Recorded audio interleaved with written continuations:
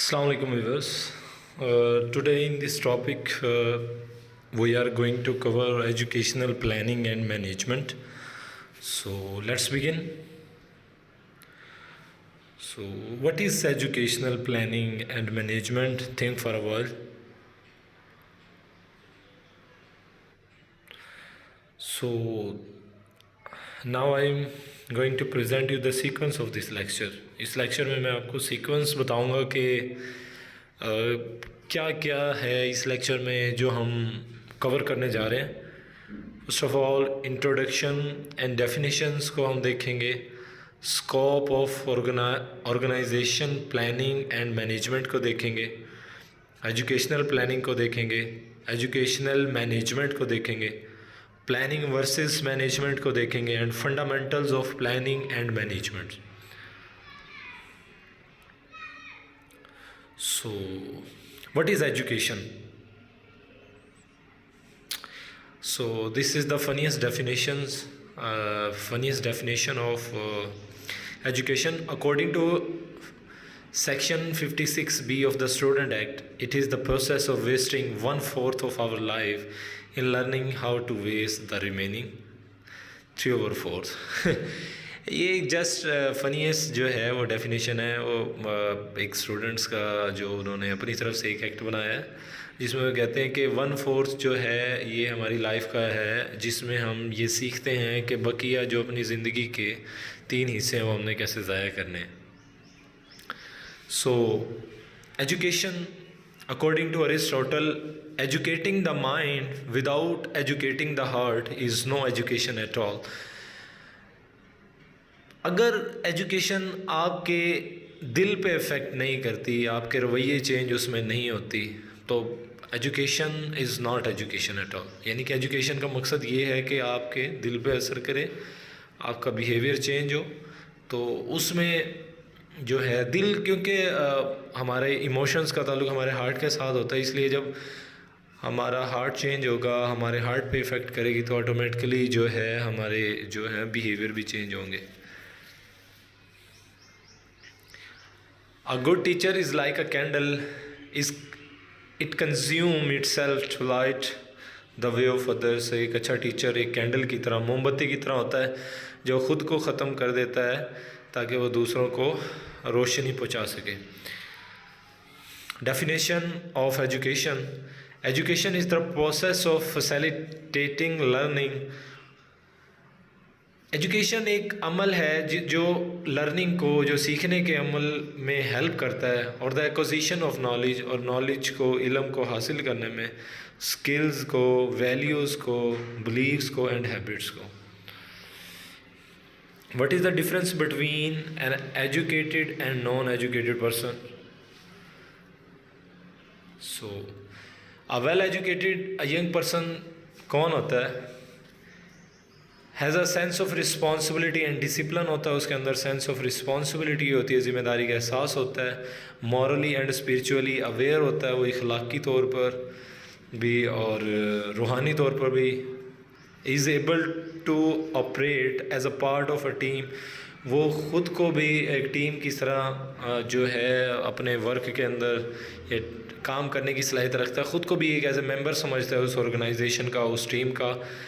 Is prepared for the challenges of society, society में जो challenges आते हैं उनके लिए प्रिपेयर्ड होता है।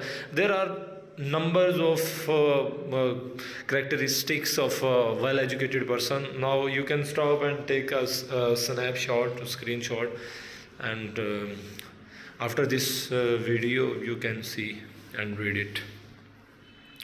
What is learning? Learning is relatively permanent change in person's knowledge or behavior due to experience। तजर्बात की वजह से, तजर्बे की वजह से जो इंसान के इल्म में और उसके रवैये में जो मुस्तकिल तौर पर जो चेंज आता है उसे हम लर्निंग कहते हैं। ठीक है, learning is not natural, rather learning is something constructed. कहते हैं कि लर्निंग जो है नेचुरल नहीं होती, maybe some time learning natural होती है, अनकॉन्शियसली हम काफ़ी चीज़ें सीख रहे होते हैं, लेकिन अब यहाँ पे हम फोकस जैसे इस पर करेंगे जो कंस्ट्रक्टेड होती है। Learning is not natural, rather learning is something constructed, जो कंस्ट्रक्ट की जाती है, बनाई जाती है। मिसाल के तौर पे अगर हम एक बच्चा है, अगर उसको एक पेरेंट्स जो हैं वो सोचते हैं कि हमने उसका फ्यूचर डिसाइड करना है, उसको डॉक्टर बनाना है, तो वो क्या करते हैं, उस बच्चे की एक जो है फाउंडेशन को क्रिएट करते हैं। फिर with the passage of time बच्चा जो है उस रास्ते पे चलना शुरू कर देता है। तो उसकी यानी कि लर्निंग यहाँ पे क्या हो रही है, कंस्ट्रक्टेड हो रही है। What is planning? The process of making plans for something, किसी चीज़ के लिए प्लान बनाना, किसी भी काम के लिए प्लान बनाना, सेटिंग ऑब्जेक्टिव्स, और अपने मकासद को सेट करना, एंड डिटरमिन, और उसके ऊपर डटे रहना, how to accomplish them, how to achieve them, कि उनको किस तरह मुकम्मल करना है। यानी कि प्लानिंग क्या है कि किसी भी चीज़ के बारे में, ये एक तरीका है प्लान बनाने का, किसी भी चीज़ के बारे में ऑब्जेक्ट को सेट करने का, गोल्स को सेट करने का, एंड और उस पर डटे रहना कि उसको कैसे अचीव करना। तो that is called planning. Synonyms जो हैं प्लानिंग की, preparation, organization, arrangement for thoughts,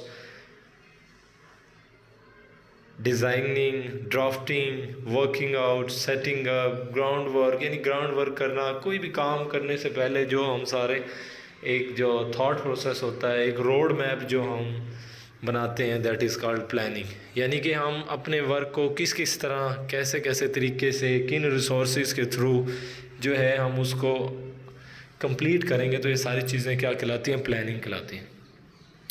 steps in the planning process, planning process के अंदर स्टेप्स कौन कौन से होते हैं? डिफ़ाइन ऑब्जेक्टिव, सबसे पहले जो है आपने अपने ऑब्जेक्टिव जो हैं, आपके मकासद क्या हैं, वो अपने जो हैं वो सेट करने होते हैं। Determine where you stand in relation to objectives, अब आपने एक जर्नी एक डिसाइड कर ली, एक पॉइंट्स, और आपने ये भी देखना है कि अभी आप कहाँ पे खड़े हैं। अगर आप उस किसी भी चीज़ को अचीव करने जा रहे हैं तो अपना करंट जो है आपने स्टेटस देखना है। Develop premises regarding future condition, premises mean boundary, एक फ्यूचर्स में अगर कोई भी कंडीशन इस तरह की आती है तो उसमें आपने एक बाउंड्री बनानी है कि विद इन बाउंड्री में रह के, अगर कोई कंडीशन या सरकमस्टांसिस ऐसे होते हैं, हालात के हम बाउंड्री से बाहर जा भी सकते हैं, नहीं तो सारी चीज़ें भी आपने करनी होती हैं। Analyse alternative and make a plan, अगर में भी कोई प्लान फ्लॉप हो जाता है तो फिर आपने क्या, एक अल्टरनेटिव बी प्लान, हमेशा जो है एक अच्छी मैनेजमेंट या प्लानिंग वही होती है जिसमें आपके पास बी सी ये सारे प्लान्स होते हैं। सपोज दैट ये प्लान फेल हुआ तो बी नहीं तो सी, तो ये सारी चीज़ें जो हैं आपके पास होनी चाहिए।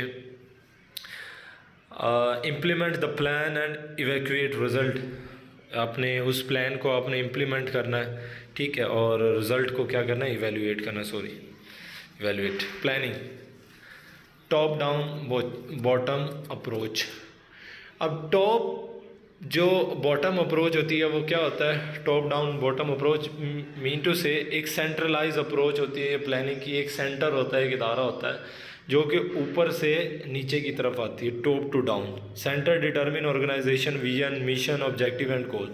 मीन टू से जैसे अगर हम एजुकेशन में देखें तो HEC है, जो HEC जो है वो एक कोई भी अप्रोच या ऑब्जेक्टिव को सेट करती है, वो टॉप है हमारी, और नीचे फिर वो विद इन अपने फेडरल में और फिर प्रोविंसेस में ये जो सारी चीज़ें हैं उसको डिसेमिनेट कर देते हैं, ठीक है। तो वो सारे जो स्कूल्स हैं या एजुकेशन जो जितने भी इंस्टीट्यूशन हैं उनको क्या करनी होती है, फॉलो करनी होती है, तो टॉप से डाउन की तरफ आती है। और the second one is bottom up approach. Bottom up, bottom mean नीचे से ऊपर की तरफ जाना। ये क्या है, ऑटोनमस और सेमी ऑटोनमस यूनिट्स, ये या तो ख़ुद मुख्तार होते हैं या सेमी ऑटोनमस होते हैं। इनमें होता क्या है, the corporate center do not determine the strategic role.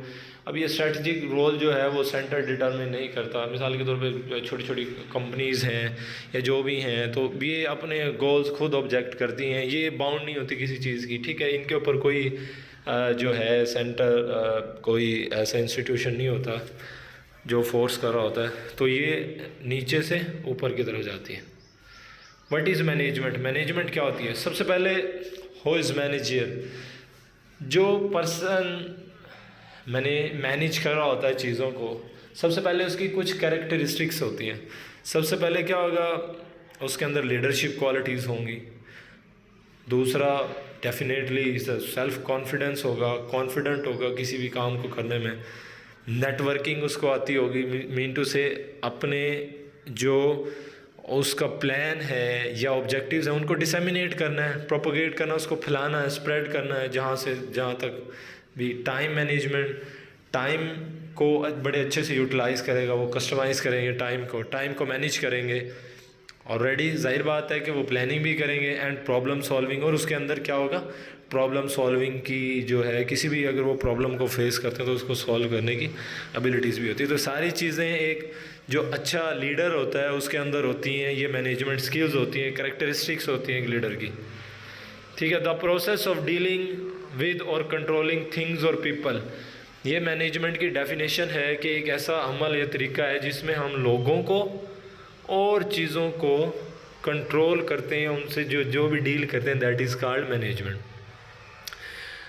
अब मैनेजमेंट की कुछ स्टेजेस होती हैं, there are 5 stages of management.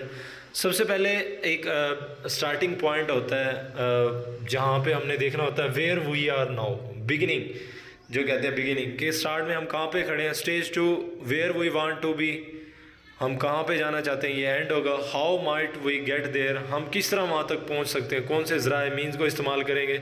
Which way is best, फिर हमारे पास काफ़ी सारे वो रास्ते होंगे तो हम कहेंगे कौन सा ज़्यादा बेस्ट है। And how can we ensure arrival, फिर यानी कि अराइवल वहाँ तक पहुँचना हम कैसे इंश्योर कर सकते हैं, हम चीज़ों को क्या करते हैं, कंट्रोल करते हैं। टाइप्स ऑफ एजुकेशनल मैनेजमेंट की जो टाइप्स हैं वो कितनी हैं। सबसे पहले ह्यूमन रिसोर्सेज आता है इसमें। ह्यूमन रिसोर्सेज के अंदर आपका एंटायर स्टाफ आ जाता है, teaching and non teaching staff. जो टीचर्स हैं वो टीचिंग स्टाफ हैं, जो नहीं है वो नॉन टीचिंग है। टीचर्स हैं, clerk, researcher, students, parents, member of the community, member of the managing और governing body and departmental official, जितने भी हैं सारे आते हैं ह्यूमन रिसोर्सेज। फिर फिजिकल एंड मटेरियल रिसोर्सेज, इसमें क्या होता है, बिल्डिंग्स हैं, आपके प्ले ग्राउंड है, इक्विपमेंट, आपके आलात, furnitures, machineries, stationeries, lib labs, auditorium, electronics, gadgets including radio, television, computer, projector, illustrations, models, charts, maps, कोई भी चीज़ है जो फिज़िकल आपके पास मौजूद है वो तो फिज़िकल जो है वो होंगे। और थर्ड जो है आइडियनेशनल रिसोर्सेज होते हैं, आइडियाज़ एंड आइडियल्स, हेरिटेज विरासत है, द करिकुलम है, method of teaching, innovations, experiments. Every organisation has its own personality with integrity, अजमत के साथ, इट्स ओन कल्चर होता है एंड इट्स ओन वैल्यूज़ होती हैं। तो ये सारी चीज़ें किसी भी जो है मैनेजमेंट के लिए ज़रूरी हैं। Educational planning and management, educational management, theory and practice of the organization and administrating of existing educational establishment and system। ये थेरी है, किसी भी थेरी मीन टू से जो हमारे माइंड में जो नॉन टेंजिबल चीज़ें होती हैं जिन्हें हम छू नहीं सकते, एंड प्रैक्टिस, प्रैक्टिस होती है उसको करने की किसी ऑफ द ऑर्गेनाइजेशन की, एंड एडमिनिस्ट्रेशन होती है जो existing educational establishment and system, जो पहले से ही ऑलरेडी जो एजुकेशनल सिस्टम जो है एग्जिस्ट कर रहा है उसके लिए। Planning versus management, so here is the chart which would differentiate the difference between planning and management. चलो इस वीडियो में जो होगा ना वो आपको क्लियरली डिफाइन हो जाएगा कि प्लानिंग और मैनेजमेंट के अंदर जो है वो क्या डिफरेंस है। सो बेसिक कंपैरिजन है इसमें जो है वो हमारे पास 4 पॉइंट्स हैं, जिसमें सबसे पहले मीनिंग प्लानिंग और मैनेजमेंट का, फिर दोनों फोकस स्ट्रेस किस पे डालती हैं, तरीका क्या है और फंक्शन क्या है किसी भी चीज़ के काम करने का। ओके, मीनिंग पहले जो है पहला पॉइंट्स देखते हैं। Future oriented activity which tend to determine the organization strategy and use to set priorities. ये जो प्लानिंग होती है ना फ्यूचर ओरिएंटेड होती है, यानी कि फ्यूचर के बारे में जो है वो डिसाइड करती है।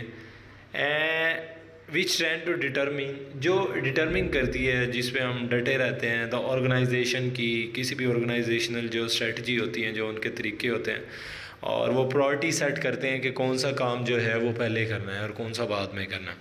जबकि जो मैनेजमेंट होती है उसमें क्या करते हैं, implies a bundle of decisions, उसमें जो है जो काफ़ी सारे जो डिसीजन जो उन्होंने फैसले करने होते हैं उनको क्या करते हैं, इम्प्लीमेंट करते हैं। और moves taken in relation in relation to the formulation and execution of strategies to achieve or organizational goal। उसमें वो क्या करते हैं, ये रिलेशनल होते हैं जिसमें जो है वो जो हमने प्लान किए थे उनको फॉर्मुलेट करते हैं, बनाते हैं उस एंड एग्जीक्यूट ऑफ स्ट्रेटजीज़, और उन स्ट्रेटजीज़ को फिर हम अमल में लेके आते हैं, ठीक है, टू अचीव ऑर्गेनाइजेशनल गोल, ताकि जो ऑर्गेनाइजेशन के कोई भी गोल है उनको अचीव कर सके। सेकंड पॉइंट, स्ट्रेस ऑन, जो प्लानिंग है वो जो है स्ट्रेस डालती है making optimal decision. Optimal decision जिस हम जो हैं इसमें वो लेते हैं, जबकि मैनेजमेंट में क्या होता है, प्रोड्यूसिंग रिजल्ट्स, हम रिजल्ट्स पे फोकस करते हैं, न्यू मार्केट्स को देखते हैं, न्यू प्रोडक्ट्स देखते हैं, न्यू टेक्नोलॉजी टीसी, ठीक है। तो हम इसमें जो प्लानिंग में सिर्फ डिसीजन लिए जाते हैं, जबकि मैनेजमेंट के अंदर देखना होता है कि आया कि ये हमने जो डिसीजन लिया है ये किस एरिया में किस जगह पे सूटेबल होगा। प्रोसेस, एनालिटिकल प्रोसेस, इसमें सिर्फ हम एनालिसिस करते हैं बैठ के ना थ्योरेटिकली, जबकि मैनेजमेंट जो है वो एक्शन ओरिएंटेड है, उसमें हम एक्शन करते हैं किसी भी प्लान को एग्जीक्यूट करने में।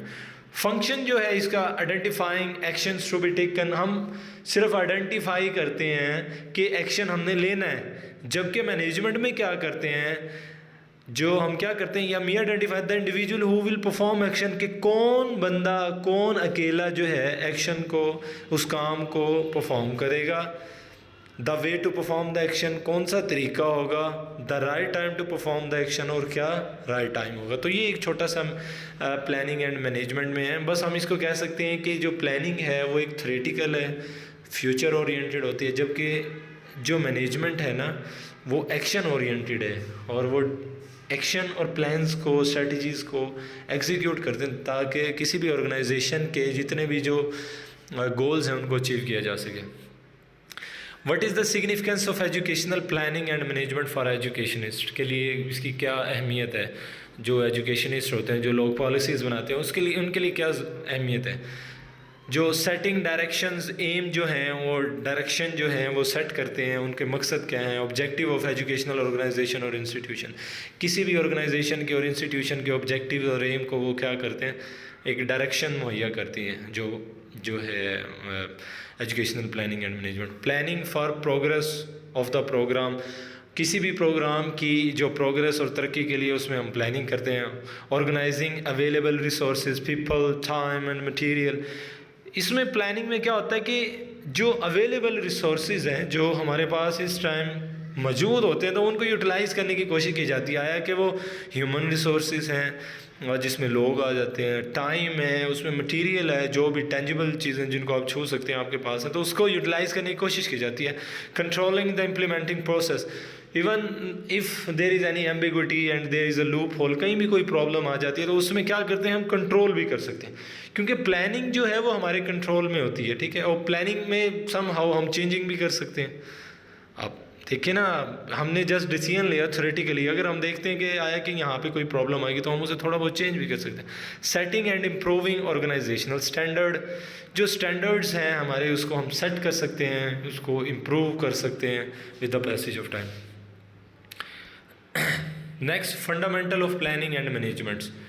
थैंक्स।